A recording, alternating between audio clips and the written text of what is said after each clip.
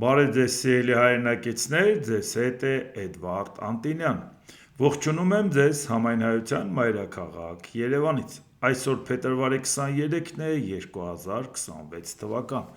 Կարևոր իրադարձությունները մեր համար պարզ է և Իրանի հետ կապված լարված իրավիճակն է, և Ուկրաինայի հետ կապված, և Միացյալ Նահանգներ, Եվրոպա հարաբերություններ,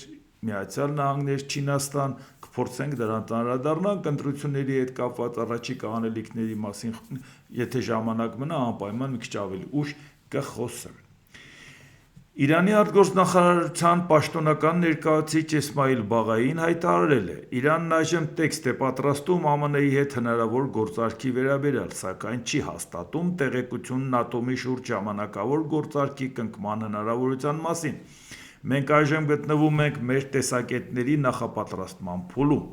Բաղային սպեկուլյացիա է անվանել ԱՄՆ-ի հետ բանակցությունների վերաբերյալ տարբեր տեղեկությունները։ Նրա խոսքով Վաշինգտոնի հետ ժամանակավոր համաձայնագրի կնքման հնարավորության մասին պնդումները հիմնազուրկ են։ Այսինքն ամեն դեպքում ուզում է Իրանը ցույց տա, որ թեպետ դրական է գնահատում շփումները, բայց միևնույնն է իրանք չեն պատրաստվում գնալ զիջումների։ Եվ ինչպես տեսնում եք, Միացյալ Նահանգներն էլ չի պատրաստվում գնալ զիջումների, որով բարդացնում է մեզ համար խնդիրը։ Իրանում սկսվել են զանգվածային ուսանողական բողոքի ցույցերի նոր փուլ, նվիրված հունվարյան ակցիայի ժամանակ զոհվածների հիշատակի 40-ին։ Բողոքի ակցիաներ են տեղի ունեցել նաև Մեշհեդ, Սպահան և Շիրազ քաղաքներում։ Ակցիաներն ուղեկցվել են հակակառավարական կարգախոսներով։ Նոր ուսումնական կիսամյակի առաջին օրը իրանական մի քանի համալսարանների ուսանողներ կազմակերպել են հակակառավարական ակցիաներ համալսարանական քաղաքների տարածքում՝ բախվելով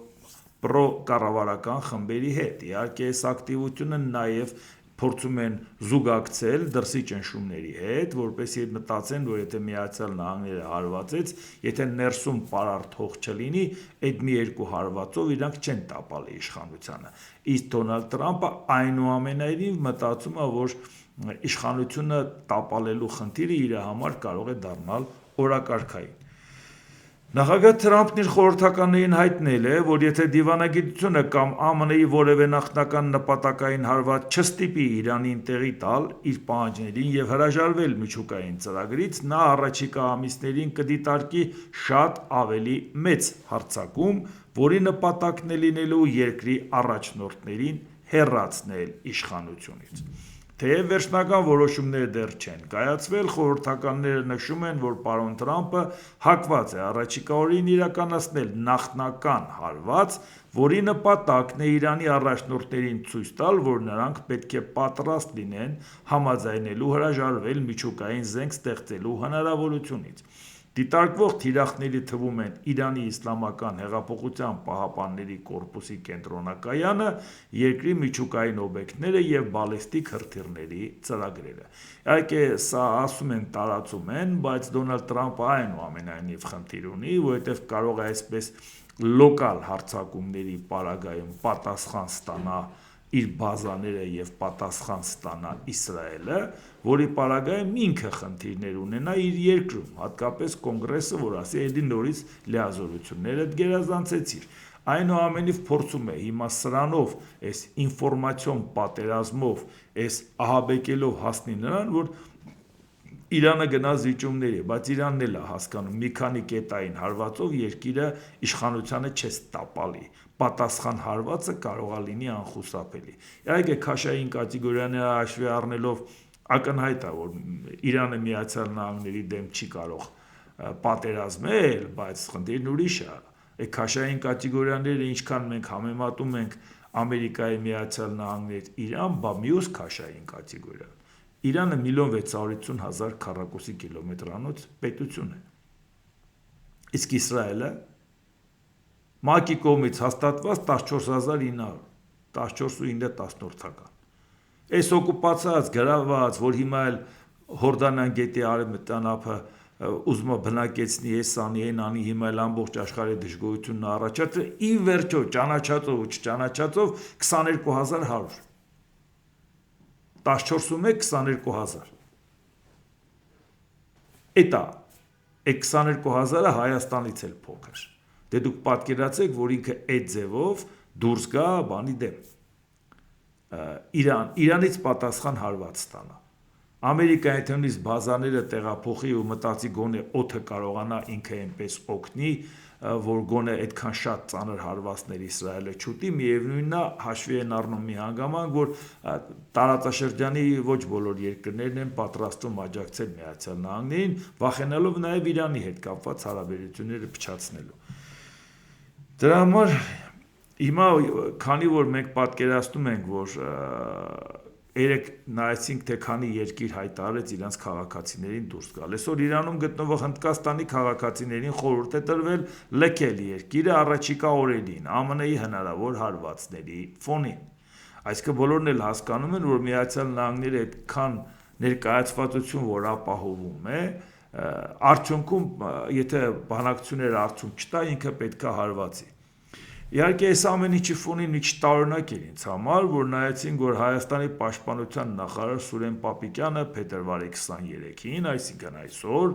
պաշտոնական այցով ժամանել է Իրանի Իսլամական Հանրապետություն։ Այս մասին նախարարը գրել է սոցցանցի իր էջում եւ կից տեսանյութ հրապարակել։ Ճիշտն ասած չգիտեմ, որքանով է դա այդքան խիստ կարևոր, այն էլ պաշտոնական այցով, ոչ թե աշխատանքային, որ ասեն ինչ որ մի բան արագ ճշտելու խնդիր կար, որ այսօրվա դրությամբ հենց Հայաստանի պաշտպանության նախարարը գնա, նրանց հետ նկարվի, այդ նկարը տարածի եւ իր գլխավերևում էլ փակցված լինի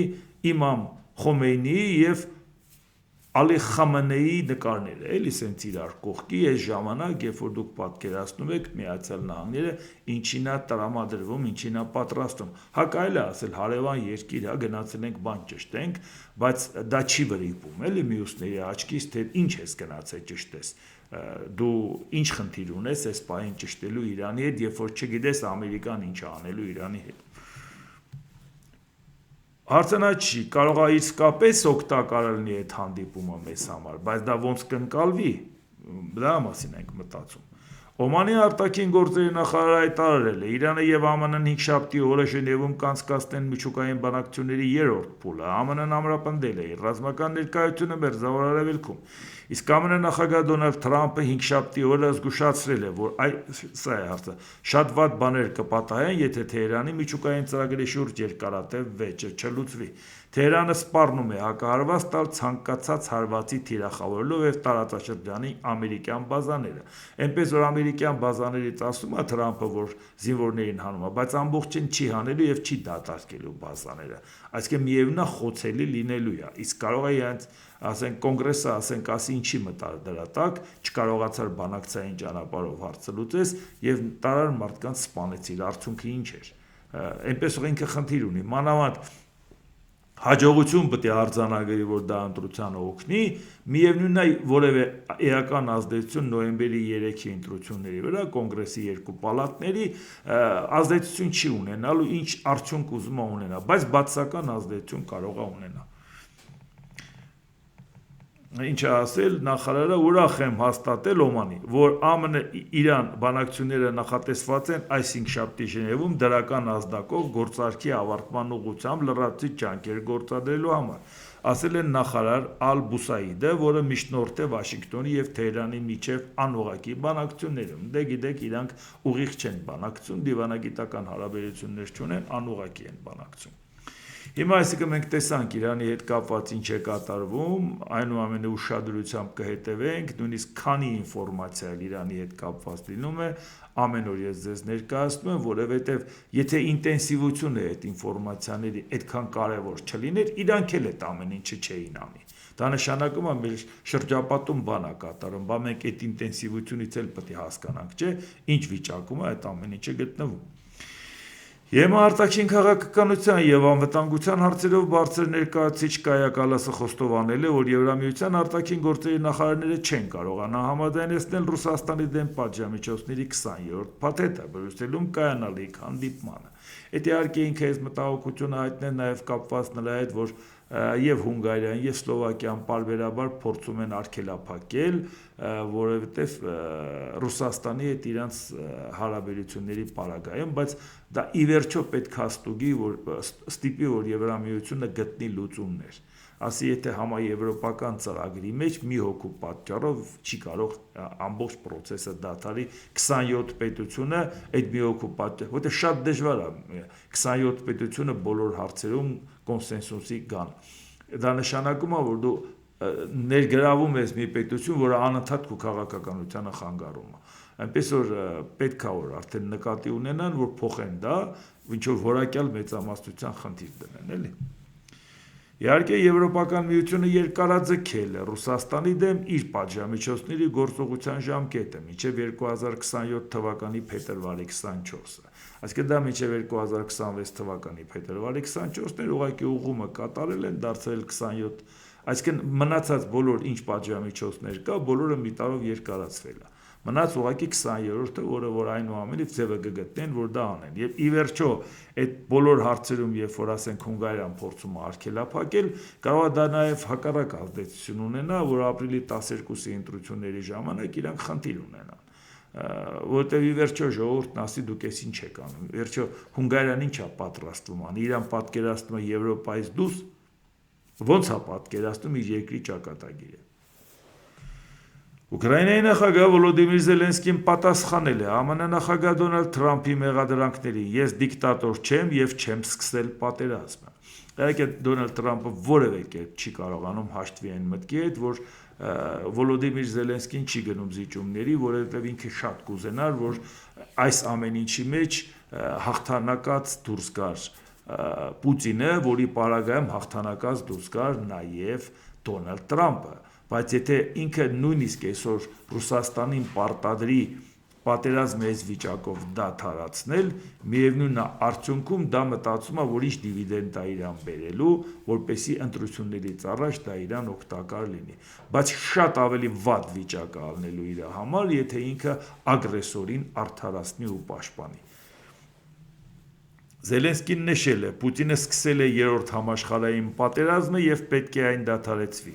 Պուտինի ներխուժումը սկիզբ է դրել ավելի լայնածավալ հակամարտության, որն ազդում է համաշխարհային կարգի վրա եւ կոչ է արել Ռուսաստանի նկատմամբ կիրառել ինտենսիվ ռազմական ու տնտեսական ճնշում։ Հարցն այն է, թե որքան տարածք նա կկարողանա զավթել եւ ինչպես կանգնեցնել նրան։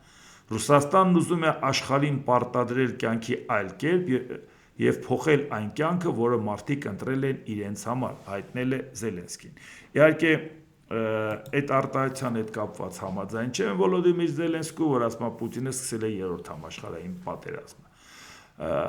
Ձևակերպումները, որ նոր աշխարհակարգ կարող է լինել բաժանված աշխարհի վերաբաժանում, միանշանակ համաձայն եմ դրա հետ, մի անգամ չի, որ այդ մասին խոսել ենք։ Բայց երրորդ համաշխարհային պատերազմ ուղղակի հնարավոր չէ։ Չգիտեմ ինչու է ինքը սա օգտագործում, որովհետև այսպես նայեք, իսկ երրորդ համաշխարհային պատերազմի մյուս կողմը ով է։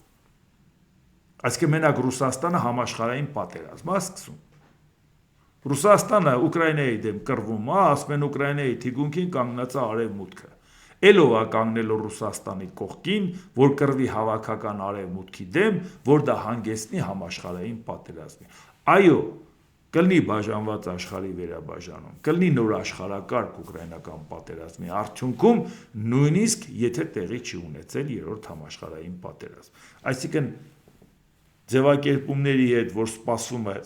պատերազմից հետո նոր աշխարհակարգ, բայց երրորդ համաշխարհային ուղղակի չեմ պատկերացնում ոնց կարող է դա առաջանա։ Եթե պետք էր ոնց որ ավելի ծավալային ցույց տալ ինչա կատարվում, Ռուսաստանը այսօր մենակ է, կողքից օգնում են, բայց Ռուսաստանի հետ չեն կռվում մյուսների դեմ,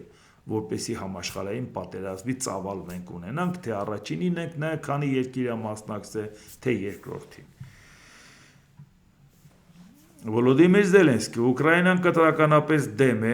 նահանջել ռազմավարական նշանակություն ունեցող այն տարածքներից, որոնք Ռուսաստանին չի հաջողվել գրավել, չնայած տասնյակ հազարավոր զինվորների զոհաբերմանը։ Ես դրան այլ կերպ եմ նայում, ես դրան չեմ նայում պարզապես որպես հողի, ես դա տեսնում եմ որպես դավաճանություն մեր դիրքերի թուլացում, այնտեղ ապրող մեր 100 հազարավոր մարդկանց բախտի քմահաճույքին թողնում։ Ահա թե ինչպես եմ ես դա տեսնում եւ ես համոզված եմ, որ այդ նահանջը կպարակտի մեր հասարակությանը, ասել է Ուկրաինայի նախագահը։ Իդեպ այն, որ եթե պատերազմը դադարեցնում ես, մարդիկ կանգնում են շփման գծում։ Իհարկե սա է, որ ասում եմ մենք մեկա չենք մոռանում, որ նոյեմբերի 9-ի փաստաթղթով, երբ որ դադարեց պատերազմը 2020 թվականի, ոնց պայմանավորվածությունը եղավ եռակողմ, այսինքն զորքերը կանգնում են այնտեղ, որտեղ ֆիքսում են, այսինքն շփման գիծը որտեղ կա, այնտեղ կանգնում են։ Եվ ի դեպ Ադրբեջանը դրան համաձայն էր։ Ադրբեջանն ասում էր Պուտինի հետ պայմանավորվել ենք եւ Փաշինյանին պարտադրել ենք, որ ստորագրի, ինքը չի կարող չստորագրի, չի կարող դրանից փախնել։ Այսինքն այն վիճակը, որը որ կար, գրած զորքերը կանգնում են շփման գծում, Ադրբեջանին լիովին բավարարում էր։ Բայց եղավ խաղաղություն, Նիկոլ Փաշինյանը զորքերը հետ քաշեց։ Շփման գծից հետ քաշեց։ Աբսուրդ, դու բանակցության ես նստում, բան ես պայմանավորվում, կետեր պետք է իրանք կատարեն։ Հետո կանգնում ասում եք, բա գիտեք ինչ, իրանք իրանց կետերը չեն կատարում, բայց մենք մեր կետը կատարեցինք։ Ի վնաս մեզ կետը չկատարեցինք։ Բայց դա է բանակցության ես նստում։ Հիմա շատերը կարող է Զելենսկուն մեղադրեն։ Այդ մարդն ասում ախպեր, ես ոնց կարամ հետ քաշվեմ, շփման գծում կանգնի, եթե չես գրավել, ինձանից ոնց ես տարածք ուզում։ Իսկ եթե շփման գծում կանգնած ժամանակ Արցախի հետ կապված բանակցություններում, ինչ որ հարցերում պետք է Ադրբեջանը զիջումների գնար, չէ՞ որ ասել դե լավ, գոնե այս հարցում էլ հետ քաշվի, բայց նոր պայմանավորվածություն, նոր բանակցություն պետք է լիներ։ Դրա դիմաց ինչ որ բան պետք է կատարվեր։ Այսինքն Ադրբեջանը դա քեզանից չի ուզե, դա քեզ չի պարտադրե, դու դա իրան տալիս ես, խես տալիս։ Եթե ուզել է, ասեք, երբ հա ուզե, ոնց է ուզե։ Բայց դեպքում եռակոմ պայմանավորվածության իմաստը ո՞րն էր։ Պարտված վիճակով առավելագույն Ադրբեջանը մեզնից ուզել է։ Ինչի ենք մենք ավելին տալիս, քան ինքը ուզել է։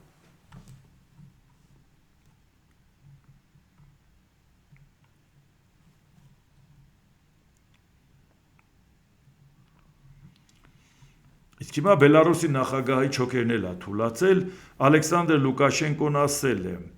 աշխարհը ներքաշվում է սպառազինությունների, այդ թվում միջուկային հերթական խենթ մրցավազքի մեջ եւ այժմ կարեւոր է անել ամեն ինչ թույլ չտալու համար նոր համաշխարհային սպանդ։ Արևմուտքի կողմից նպատակաուղղված կերպով հրահրվում է ռազմական հիստերիա, անդադար աճում են ՆԱՏՕ-ի ռազմական բյուջեները, արագանում են Եվրոպայի, հատկապես մեր արևմտյան հարևանների միլիտարիզացիայի տեմպերը։ Զսպումների եւ հակակշիռների համակարգը, որը նախկինում ապահով էր համաեվրոպական անվտանգությունը, քայքայված է։ Հիմա մարդը պարզ հարց է տալիս։ Բա որ դու օկուպանտին միացար, քու տարածքը տրամադրեցիր, համատեղ զորավարժություններ արեցիք Ռուսաստանի հետ, զորքը բերեցիք կանգնացրեցիք, փորձեցիք Ուկրաինային միամտացնել, ասեք վայ ամոթ չի, բա մենք մեր սլավոնական եղբոր վրա կհարձակվենք ու մի քանի տեղից հարձակվեցիք Ուկրաինայի վրա։ Այդ թվում Բելարուսի տարածքը օգտագործելով։ Ուժի իրավունքով ցանկանում եք վերաձևել աշխարհը։ Այդ պարագայում բա չհասկացաք, որ հիմա ցանկացածը պետք է փորձի զինվի։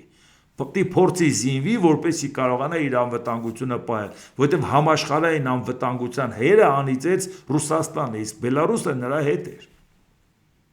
Ինչ կա չհասկանալու։ Ում ես մեղադրում, որ այդպես խուճապահարը արդեն ասում ես, բա աշխարհում ինչ է կատարվում։ Եթե այսօր Դոնալդ Տրամփը ասում է ագրեսորին բոնուս տանք, ասենք այն ինչ որ վերցրել ես այդ քեզ, լամի բան էլ ավել։ Դու ոնց կարաս ստիպես, որ մեկ ուրիշը չզինվի։ Եթե մարդը ուժով փորձեց հարևանի տարածքը վերաձևել, հիմա ցանկացած երկիր պետք է ասի, ինչից ելնելով ես պետք է չձգտեմ հետ վերցնեմ իմ տարածքը։ Գերմանիան պետք է մտածի իր տարածքների մասին, Լեհաստանը պետք է մտածի իր տարածքների մասին, ամեն մեկը պետք է մտածի, Ճապոնիան իր մյուս բոլորը չթվարկենք։ Այսինքն եթե դու արդեն մի անգամ խաղի կանոնները խախտում ես, այդ խաղի կանոնները խախտելը կարող է աշխատի նաև քո դեմ։ Դա պետք է իհարկե հաշվի առնել, չէ՞։ Ոչ թե մեղադրել, թե զինվում է ՆԱՏՕ-ն, եվրոպական երկրները, բա ինչ անեն։ Դուք ստիպեցիք։ Ուկրաինան ձեր սլավոնական եղբայրն էր,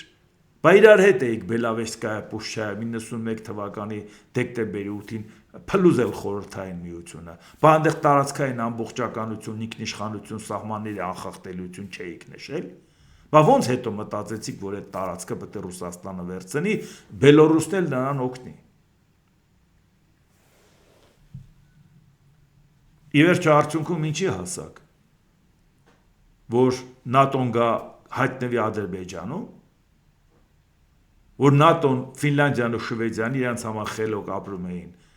դառնան ՆԱՏՕ-ի անդամ։ Իդեպ մոռանում եմ ասել, շատ կարևոր է, որ տեսնում եք այս լարված իրավիճակներում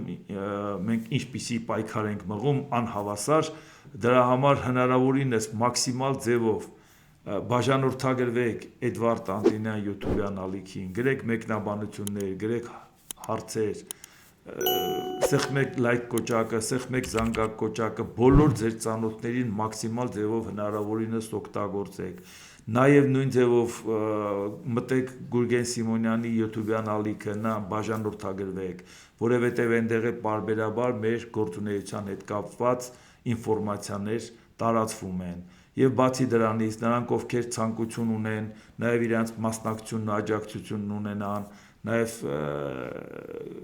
թե դա լինի Patreon-ով, թե դա լինի PayPal-ով, PayPal-ը դե Միացյալ Նահանգների համար, թե դա լինի փոխանցումներով, բանկային փոխանցում, թե արագ փոխանցում, բոլոր հնարավոր տարբերակները նայեք, բոլորը նկարագրական մասում էլ կա, իմ նյութի, բայց միևնույն ժամանակ այն ծավալի աշխատանքները, որ արվում են, նաև կապ հաստատեք Գուրգեն Սիմոնյանի հետ, նրա գրասենյակի հետ, մտածեք ինչով կարող եք օգտակար լինել, որտեղ ուշադրություն դարձրեք մի բան։ Մենք ինչ որակի աշխատանք էլ տանենք, քանակական խնդիր են ապահովում մեր դեմ։ Մեկը կարող է իրանցից մի ապուշություն ասի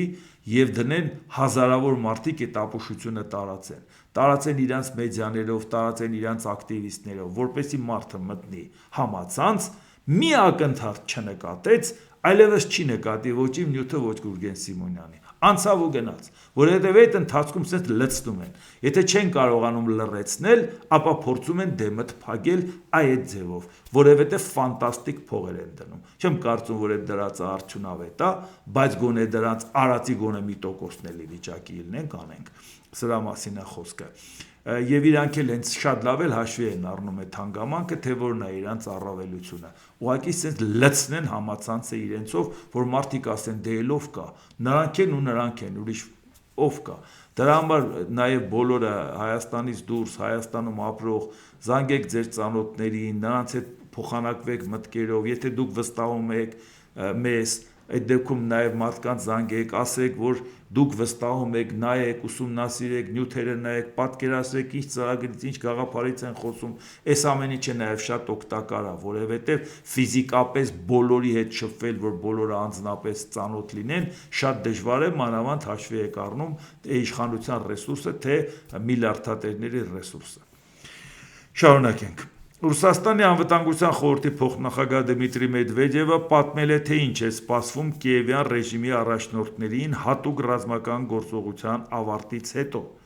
Ուկրաինայի ղեկավարների մի մասի համար ռազմական գործողությունների շարունակումը սեփական կյանքի շարունակությունն է, իսկ մարտական գործողությունների ավարտի դեպքում այդ ղեկավարներին, եթե նրանց չհաջողվի փախչել, կարող են կախել իրենց իսկ մարդիկ հենց Մայդանում կամ ինչ-որ տեղ։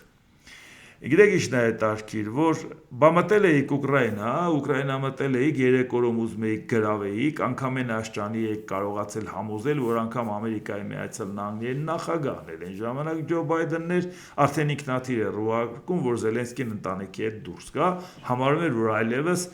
տապալվել է Ուկրաինան։ Բա փախնողը լինեինք, փախնեին էլի։ Բա անչի չէին փախնում։ Այսինքն դուք պատերազմ եք սկսում, տանում 1.5 միլիոն կոտորում եք, շարունակում եք կոտորել, հաշմանդամ եք սարքում այդ մարդկանց, մարդիկ հետ են գալիս կի փոխհատուցումները չեք տալիս,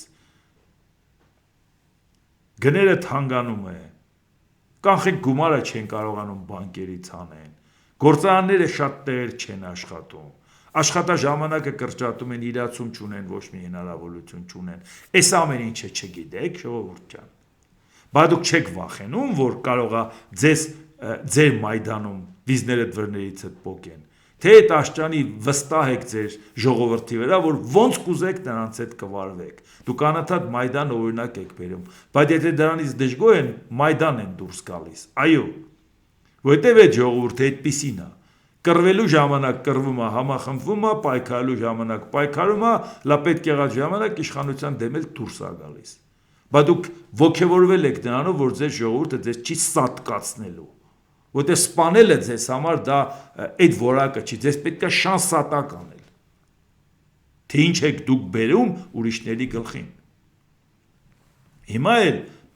լավ էլ հասկանում է, որ պատերազմի ժամանակ պատասխան են տալու, բայց ուղղակի ուրիշի վրա եք, դուք եք հարձակվել, ձեր վրա չեն հարձակվել։ Հիմա էլ օրինակ է բերում։ Մուսոլինի եւ Հիտլերի ճակատագիրը ցուցադրական օրինակ է Կիևի ներկայիս իշխանությունների համար,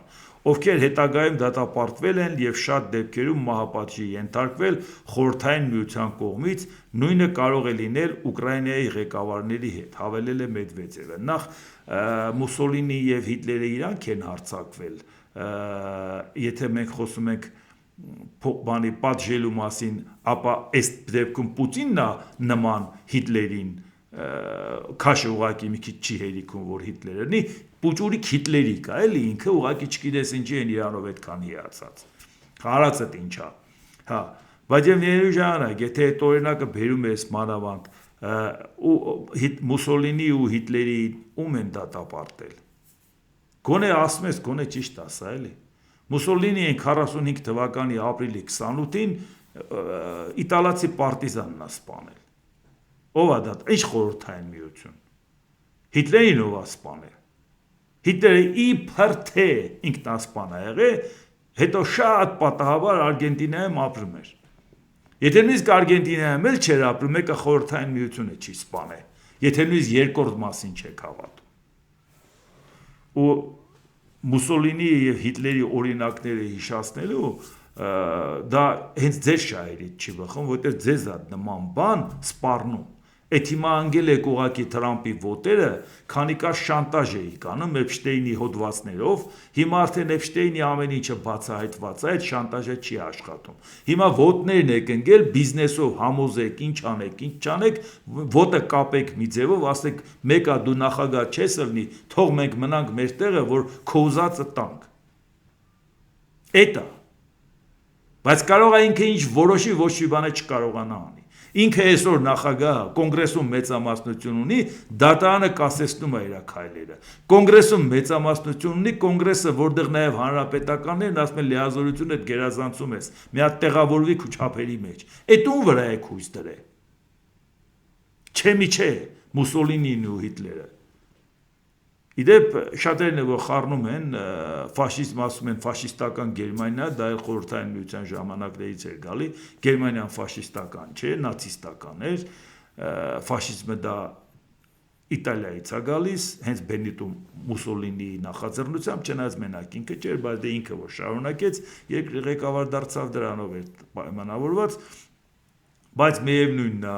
Նաև Հիտլերը նենց մեծ հարգանք ուներ Մուսոլինիի նկատմամբ, նաև նենց որպես ավակ ընկեր էր նրան ընդունում, չնայած քաշային կատեգորիաների տարբերությունները։ Շատ ավելի հզոր էր Գերմանիան, քան Իտալիան, որովհետև Բենիտո Մուսոլինին ծնվել է 1883 թվականին, իսկ Ադոլֆ Հիտլերը 1889 թվականին։ Մի 6 տարվա տարբերություններ, իսկ այն ժամանակվա սերունդը ամեն տարին էլ հաշվի էր առնում որպես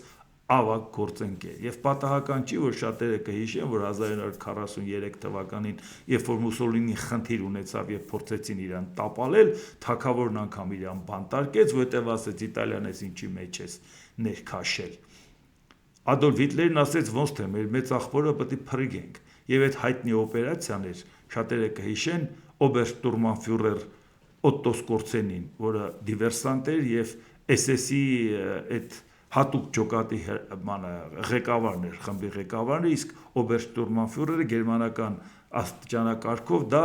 փոխգնդապետ, որ նրան ուղարկեց գնացին հատուկ օպերացիայի ընթացքում կարողացան Մուսոլինին ուղակի գողանալ ու բերել, հետո ինչ որ չափով վերականգնեցին նրա իշխանությունը արդեն Իտալիայի որոշ տարածքի վրա։ Այնպես որ նրա նկատմամբ բավական մեծ որպես գործընկեր շատ հարգում էր Ադոլֆ Հիտլերը իրան։ Չինաստանը հորդորել է Միացյալ Նահանգներին չեղարկել նախագահ Դոնալդ Թրամփի կողմից հայտարարված միակողմանի մաքսատուրքերը, այն բանից հետո, երբ ԱՄՆ գերագույն դատարանը չեղյալ հայտարարեց նրա ձեռնարկած միջոցներից շատերը։ Ասա էր այն խայտառակությունը, որ ասում ենք Դոնալդ Թրամփ, դու աշխարհի ամենահզոր երկիրն ես, վերցրել ես մաքսային պատերազմ, որտեղ դա քո ուժեղ կողմը չէ։ Այդ ուժեղ պայքարի ժամանակ ավելի շատ տուժելու Ամերիկայի Միացյալ Նահանգները դատի են տալու, դեմդ դուս են գալու։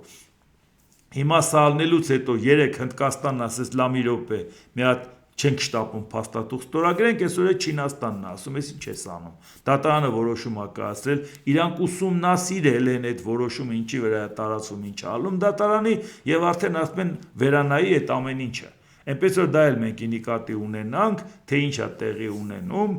որովհետև այդ մաքսային պատերազմը ուղղակի ցախողված քաղաքականություն վարել, աշխարհի ամենահզոր պետության հեղինակության հետ խաղալ, նրա քաղաքական կշռի հետ խաղալ, կամ գնալ հիմա Ռուսաստանին պաշտպանել, անընդհատ խոսել բիզնես, այս անենք, այն անենք, առնենք, ծախենք, այս անենք, ու դա իդեպ շատ բան վիճակը ու դրա համար պետք է այդ ամեն ինչը հաշվի առնենք եւ կուսումնասիրենք թե հետագա զարգացումներն ինչ ալնում։ Ռուսաստանի Դաշնության արտգործնախարարության պաշտոնական ներկայացուցիչ Մարիա Զախարովան հայտարարել է. Ռուսաստանի դիրքորոշումն օգնել է պահպանել Վենեսուելայի պետականությունը։ Դուք հիանալի հասկանում եք, որ եթե չլիներ Ռուսաստանի բազմամյա դիրքորոշումը, այդ դեպքում հիմա ապա Վենեսուելայի պետականությունից նույնպես քիչ բան կմնար։ Նրանց հետ բանակցություններ չէին վարի, նրանց հետ կվարվեին այնպես, ինչպես բազմիցս ձևակերպել են արևմտականները, որպես ճաշացանկում հայտնվածների, իսկ հիմա նրանց հետ շփվում են որպես բանակցային սեղանի շուրջ գտնվողների։ Տարբերությունը զգալի է, այն որ ասում են հայտնի արտահայտությունը, եթե դու սեղանի շուրջ չես, ուրեմն ճաշացանկում ես, բայց իհարկե այդ պատկերավոր օրինակը բերելա եւ ծայրից ծայր սխալ ձևակերպումներ անելով, որտեղ իրանք զրո աջակցություն ունեին Վենեսուելային այդ հարցում։ Շատ ենք խոսել այդ մասին, նաև կոնկրետ նշել, որ Դոնալդ Թրամփը բացարձակ շահագրգռված չէ, որ Վենեսուելայում լինեն ժողովրդավարական ընտրություններ, որտեղ իրան պետք էր դիկտատոր Մադուրոյին տանել պահել բանտում եւ Մադուրոյի պաշտոնակատարին, որը Մադուրոյի կառավարման ժամանակ նրա տեղակալը լինելով, նրա հետ աշխատեն եւ այդ ամբողջ համակարգը բռնապետական մի մարդու հետ աշխատեն, այդ ամեն ամբողջ համակարգը այդ մարդը պահի, որտեղ ժողովրդավարական ճանապարհով ինչ հարցեր անել, ընտրության գնալ, շատ հարցերում կարող է նոր իշխանությունը կանգնի, Ամերիկային ասես ինչ ես անում, սա մեր շահերը չի բխում եւ այլն։ Դու ինչի համար ես Մադուրոյին տարել, ինչ որ բանի դեմ էիր, մենք հիմա ընտրություն ենք արել, մեր նախագահն ընտրել ենք ժողովրդի կողմից ընտրված։ Դե գնա քո գործերով զբաղվի։ Չի անի Դոնալդ Թրամփը տենց բան։ Այն համակարգը, որը Վենեսուելայում կա,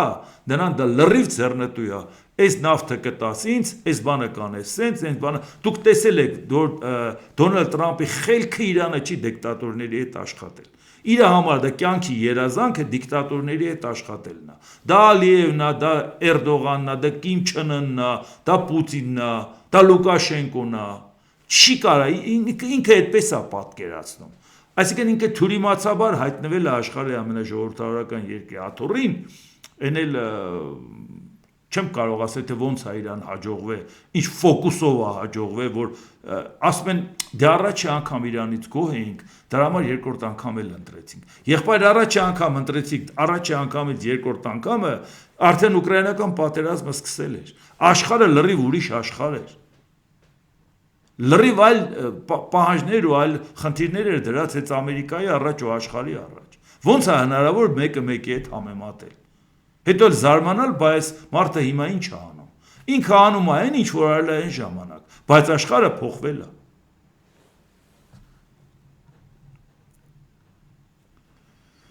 Իդեպ այն Ռուսաստանը, որի մասին տենց խոսում են, փետրվարի 23-ը այսքան այսօրը Կարմիր բանակի օրն է,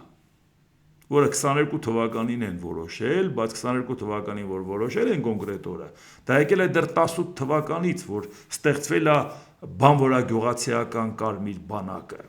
Բայց հարցը դա չի լավ, շատերը Հայաստանում էլ կան, որ իրար շնորհավորում են, որտեղ խորհրդային միության ժամանակ ապրել են, խորհրդային միության ժամանակ բանակ են գնացել, որևէ խնդիր ես այդտեղ չեմ տեսնում։ Բայց պետական մակարդակով խոսելու մասին է այստեղ հարցը, ոչ թե այն, որ մեկը խորհրդային բանակում ծառայել է, նենց իր հաճելի հիշողությամբ ասում է, հա, լավ, դա էլ մեր բանակն էր։ Բայց 92 թվականին արդեն խորհրդային միությունը չկա։ Ռուսաստանը 92 թվականին այդ օրը որպես տոն համարում է հայրենիքի պաշտպանության օր, որը հանդիսանում է Ռուսաստանի մարտական փառքի օր։ Պատկերացնում եք, ժողովուրդ ջան, հայրենիքը չկա, որի բանակն է։ Հայրենիքի պաշտպանության օրը ինքը սահմանում անկախ պետության համար, որ այդ անկախ պետությունը խորհրդային միությունից դուրս գալու առաջի քայլերից մեկը ինքն է արել։ 90 թվականի հունիսի 12-ին քո խորհրդարանն է որոշում կայացրել, որ խորհրդային միությունից դուրս գաս, քո պետական սուվերենիտետը հաստատել ես դու, ինքնիշխանությունը հաստատել ես դու խորհրդային միության կազմում դուրս գալու համար։ Հայաստանը օգոստոսի 23-ին է դա արել, 90 թվականի, դու հունիսի 12-ին, երբ որ Հայաստանին մեղադրում եք։ Այսինքն դու ասել ես մենք խորհրդային միության հետ գործ չունենք, դուրս ենք գալի։ Այսօր կանգնում ես խորհրդային միությունը փլուզելուց հետո, որ եղել է հիմնական նախաձեռնողը Ռուսաստանը, դու կանգնում ասում ես խորհրդային միության բանակը, որը որ ստեղծվել է, իմ հայրենիքի պաշտպանության օր ես հռչակում, որ հայրենիքի, որը չկա։ Հիմա մենք այս պետության քաղաքականությունն ենք իրականացնում, ժողովուրդ ջան, ես ճիշտ եմ հասկանում։ Ու դրա համար նաև առաջիկա դուք տեսնում եք ինչ ակտիվ են նաև ռուսամետ ուժերը, մի քանի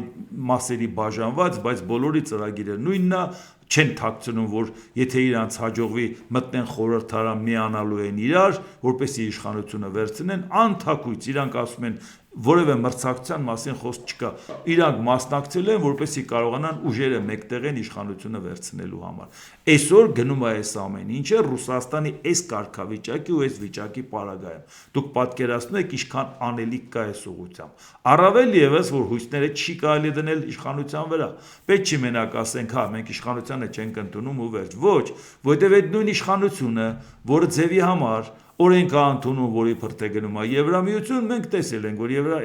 այդ օրենքի մեջ չկա որևէ ժամկետ, որևէ երաշխիքներ, որևէ կատարման կառուցվածքային որևէ խնդիր, բացարձակ ժամանակացույցով որևէ մի բան չկա։ Ընդամենը մի հատ հռչակագիր է, որը օգտագործեն ընտրությունների համար։ Ախր հոնետ չի, որ մենակ ռուսամետ ընդդիմությունն է։ Իշխանությունն էլ Վլադիմիր Վլադիմիրիչին ասում է, ես քեզ ավելի լավ կծառայեմ, քան թե իրանք, ինչ ես ընկել իրանց խելքին։ Ինչ ուզես կանեմ, ինչ ես ուզե, որ չեմ արել։ Այս ընտրություններից առաջ մենք չենք տեսնում իշխանության պահվածքը, Ռուսաստանի դեմ ոչ մի բան չենք արել, չենք անում, չենք էլ անելու։ Մի հատ Ռուսաստանի խնդրենք, որպեսզի կոնցեսիոն պայմանագիրը մի հատ երկուսից համար մոդիկ մարդու վաճառի։ Իսկ եթե Ռուսաստանը կատեգորիկ կանգնում ասում է չեմ վաճառելու, այդտեղած կտորներն է սարքելու եմ, Նիկոլ Փաշինյանի ծպտունը դուրս չի գալիս։ Այսինքն Ռուսաստանի դերը ավելի ենք մեծացնում, որպեսզի Նիկոլ Փաշինյանի սազանդարներից մեկն էլ ասի, տեսակ ինչ արեց Փաշինյանը, ստիպեց, որ Ռուսաստանը գա փող դնի եւ երկաթգիծը սարքի։ Բայց առավոտից երեկո ասում եք Նիկոլ Փաշինյանը տեսակ ինչ արեց, Ռուսաստանին Հայաստանից հանում է։ Կարող է մի հատ էլ Ռուսաստանին մի հատ դիմեք, գա դատար գլուխը ջարդի,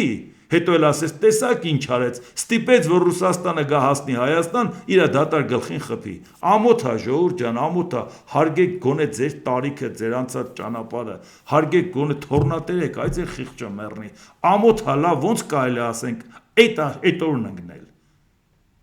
Բայց ապա հո պայքարը մենակ դա չի։ Կամ էլ թե չէ Նիկոլ Փաշինյանի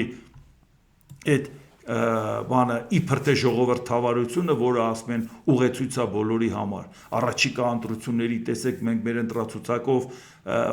անցկացրեցինք, տեսեք ինչպես է պրայմերիզ անցկացրեցինք, կեսարին, կենարինք, այ տեսեք դա պետքա բոլորը կիրառեն, ինչ է կիրառեն։ Նիկոլ Փաշինյանն ասում է, այս երկրի ամբողջ իշխանությունը ես եմ, բոլորը պետք է ինձ ենթարկվեն։ Դատական համակարգը, բոլորը հայ առաքելական եկեղեցին, բոլորը պետք է ինձ ենթարկվեն։ Ով ինձ չենթարկվի, կբռնեմ, կհանեմ։ Նույնիսկ դատական համակարգի ընտրված մարդկանց չգիտեք ինչա։ Այսինքն ինքը 8 տարվա մեջ ընենցարել է, որ իր իշխանությունը լինի ինստիտուցիոնալ, որ ով էլ գա այդ աթոռին նստի ժամացույցի պես առաջ գնա, որտեվ այդ ամեն ինչն արած է, ոչ, բոլորը պետք է կախված լինեն իր կոշիկներից, որտեվ դա իշխանությունը դա ինքն է, հոնորություն չի։ Այսպես ժողովուրդը ինձանից է սպասում, բայց պետք է դատավորին ես չնշանակեմ, ժողովուրդը ինձանից է սպասում, բայց ԲԴԽ-ի ղեկավարին, Բարսագույն դատական խորհրդի ղեկավարին ես պետք է չնշանակեմ կամ սահմանադրական դատարանին կամ բոլորին։ Ինչու համար եմ ասում, որ շատերը որ սա ասում են ժողովրդավարություն, Նիկոլ Փաշինյանը գիտի, որ իր թիմը ձև չունի ուրիշին ընտրի, որ ուրիշը ներսում։ Պարզա որ դա հնարավոր չէ։ Բոլորը պետք է իրան ընտրեին, որտեղ առանց իրա այդ համակարգը կփլվեր։ Իսկ Նիկոլ Փաշինյանից հետո նրա շատ պետք գնա թե երկրորդ համարն ով կլինի, երրորդը ով կլինի, չորրորդը ով կլինի։ Կարելի է կարծել, որ հիմա գնաց Հյուսիսային Կորեայում ընտրություն անես կուսակցության ներսում, կարող է Կիմ Չեն Ինը տեխնացիոնը դնի ու հանկարծ ինքը իր կուսակցությունում պարտվի, բայց ում են ընտրելու։ Չկա ժողովրդավարություն ուղղակի չկա։ Դրա համար կա Նիկոլ Փաշինյանի իշխանություն եւ մնացածը, որ մնացածը իր բացարձակ միևնույնն է, որը որ համարը կլինի։ Այդ ամեն ինչը ծառայելու է իր իշխանությունը պահելուն, վերջ։ Սա է։ Այս ամեն ինչն է, որ մեր առաջ ծառացած է, այս ամեն ինչն է, որ սրա հետ կապված մենք պետք է լուրջ աշխատանք տանենք ու մտածենք այս իրավիճակից դուրս գալու համար։ Դե ինչ, այսօր այսքանը, եթե հավանեցիք, սեղմեք լայք կոճակը, բաժանորդագրվեք Էդվարդ Անտինյան YouTube-յան ալիքին, սեղմեք զանգակ կոճակը, գրեք մեկնաբանություններ, գրեք հարցեր, դիտեք եւ դատեք ինքներդ։ Շնորհակալություն։